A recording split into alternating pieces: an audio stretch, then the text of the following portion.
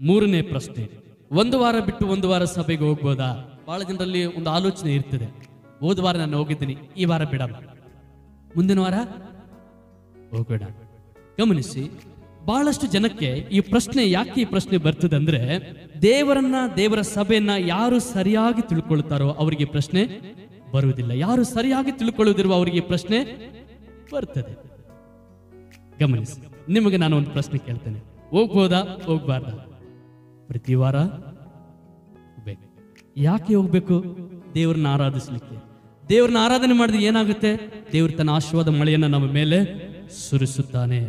ಯಾವ ರೀತಿಯಲ್ಲಿ ಆ ಹುಡುಗನು ದೇವರ ಆಲಯಕ್ಕೆ ಪ್ರತಿದಿನ ಹೋಗಿ ಸ್ವಾಮಿ ಬಂದಿದ್ದೇನೆಂಬುದಾಗಿ ದರ್ಶನವನ್ನ ಕೊಡ್ತಾ ಇದ್ದನು, ಅದೇ ರೀತಿಯಲ್ಲಿ ದೇವರ ಪ್ರತಿ ಭಾನುವಾರ ಹೋಗಿ ತನ್ನ ಭಕ್ತರ ಜೊತೆ ಸೇರಿ ಆರಾಧನೆ ಮಾಡುವಾಗ ಅವರ ಉರಿಯುವ ರೀತಿಯಲ್ಲಿ ನೀನು ಕೂಡ ಆತ್ಮೀಯವಾಗಿ ದೇವರಿಗಾಗಿ ಉರಿಯುತ್ತೀಯ. ಹಾಲೆಲೂಯಾ.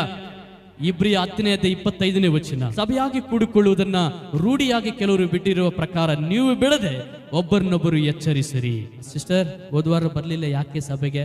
ಬ್ರದರ್, ಹೋದವಾರ ಯಾಕೆ ಸಭೆಗೆ ಬಂದಿಲ್ಲ?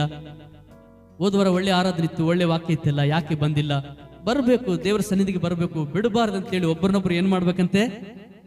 ಫಸ್ಟ್ ನೀನು ಬಿಡಬಾರ್ದು, ಇನ್ನೊಬ್ಬರಿಗೆ ಕೂಡ ನೀನ್ ಏನ್ ಮಾಡ್ಬೇಕಂತೆ? ಹೇಳಬೇಕು. ಆಮೆನ್. ಇದು ದೇವರ ವಾಕ್ಯದ ನಿಯಮ. ಬಿಟ್ಟು ಬಿಡಬೇಡ್ರಿ ಅಂತ ದೇವರ ವಾಕ್ಯ ಹೇಳ್ತದೆ. ದೇವರು ಬಿಡಬೇಡ್ರಿ ಅಂತ ಹೇಳುವಾಗ ಅದರ ಹಾಗೆ ನಡೆದ್ರೆ ದೇವರ ಹಸ್ತ, ದೇವರ ಸಾನ್ನಿಧ್ಯ ನಮ್ಮ ಮೇಲೆ, ನಮ್ಮ ಜೀವಿತದಲ್ಲಿ ಸ್ಪಷ್ಟವಾಗಿ ನಾವು ತಿಳ್ಕೋಬೇಕು. ಸಭೆ ಅಂದ್ರೆ ಏನು? ಸಭೆ ಅಂದ್ರೆ ದೇವರ ಮಕ್ಕಳು ಯಾರೆಲ್ಲ ಯೇಸಪ್ಪನನ್ನು ನಂಬಿದಾರೋ ಅವರೆಲ್ಲರೂ ಕೂಡಿ ಬಂದು ಒಮ್ಮನಸ್ಸಿಂದ ಆರಾಧಿಸುವಂಥದ್ದು. ರಕ್ಷಿಸಲ್ಪಟ್ಟ ಪ್ರತಿಯೊಬ್ಬರು ಸೇರಿ ಬಂದು ಆರಾಧನೆ ಮಾಡುವಾಗ ಅದರಲ್ಲಿ ನೀನು ಇದ್ರೆ ನಿನ್ನನ್ನು ನೋಡಿ ಕೂಡ ಕರ್ತನು ಸಂತೋಷಿಸುವನಾಗಿದ್ದಾನೆ. ಹಲ್ಲೆಲೂಯಾ. ದಾವೀದನು ಹೇಳ್ತಾನೆ, ತನ್ನ ಭಕ್ತರ ಮಧ್ಯದಲ್ಲಿ ಆತನು ನಿಂತುಕೊಂಡಿದ್ದಾನೆ ಅಂತ ಹೇಳಿ ಕೀರ್ತನೆ ಹೇಳ್ತಾರೆ.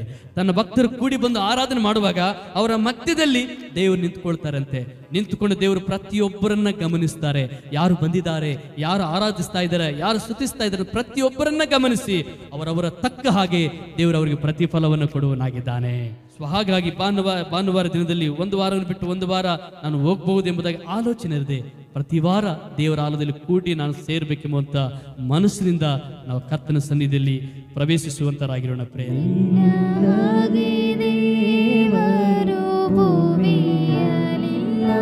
ಹೌದಪ್ಪ.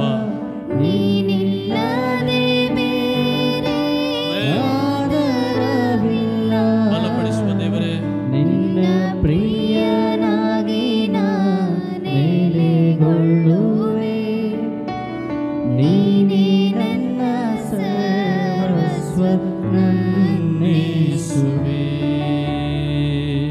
ಹಾಗೆ ಕರ್ತನ ಸಮ್ಮುಖದಲ್ಲಿ ಹೇಳುವಂತರಾಗಿರೋಣ.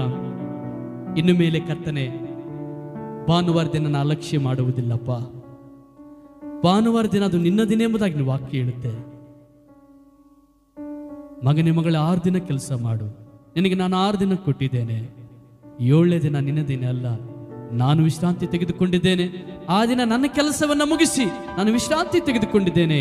ನೀನು ಕೂಡ ಹಾಗೆ ನಿನ್ನ ಕೆಲಸವನ್ನ ನಿಲ್ಲಿಸಿ ಆ ದಿನ ವಿಶ್ರಾಂತಿ ತೆಗೆದುಕೋ, ಸಂತೋಷವಾಗಿರು. ಆ ಸಂತೋಷದ ಸಮಯದಲ್ಲಿ ನನ್ನನ್ನು ಆರಾಧಿಸು ಎಂಬುದಾಗಿ ಇವತ್ತು ಒಂದು ತೀರ್ಮಾನವನ್ನು ತೆಗೆದುಕೊಳ್ಳೋಣ. ದೇವರ ಸಮ್ಮುಖದಲ್ಲಿ ಒಂದು ತೀರ್ಮಾನ ತೆಗೆದುಕೊಳ್ಳೋಣ.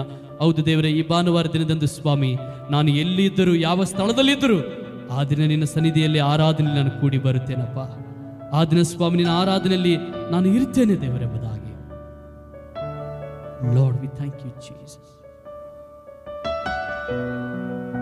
ನಾನು ಯಾವುದೇ ಸ್ಥಳದಲ್ಲಿ ಇದ್ರು ನಿನ್ನ ಆಲಯದಲ್ಲಿ ನಿನ್ನ ಭಕ್ತರ ಮಧ್ಯದಲ್ಲಿ ಕೂಡಿ ಬರುತ್ತೇನೆ.